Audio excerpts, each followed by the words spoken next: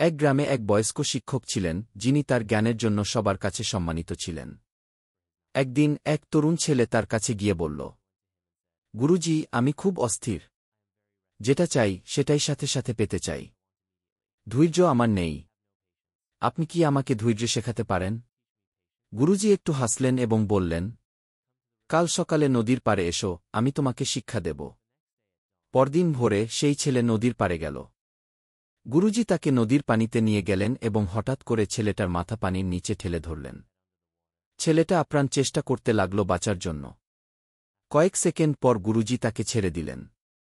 ছেলে হাঁপাতে হাঁপাতে উঠল এবং চিৎকার করে বলল, আপনি এটা করলেন কেন? আমি তো মরে যাচ্ছিলাম। গুরুজি শান্তভাবে বললেন, যখন তোমার একমাত্র চাওয়া ছিল শ্বাস নেওয়া, তখন তুমি ধৈর্য ধরেছিলে। কারণ তুমি জানতে, চেষ্টা না করলে তুমি বাঁচবে না। ঠিক তেমনি, যখন তুমি কোনো লক্ষ্যকে সত্যি চাইবে, তখন তুমি ধৈর্য ধরতেও শিখে যাবে। কারণ তুমি জানবে, তাড়াহুড়ো করলে তুমি হেরে যাবে। ধৈর্য, প্রজ্ঞা ও শান্ত মন, এই তিনটি গুণ জীবনের সবচেয়ে কঠিন মুহূর্তেও সঠিক সিদ্ধান্ত নিতে সাহায্য করে। রাগের মাথায় নেওয়া সিদ্ধান্ত অনেক সময় শুধু অনুশোচনা ডেকে আনে।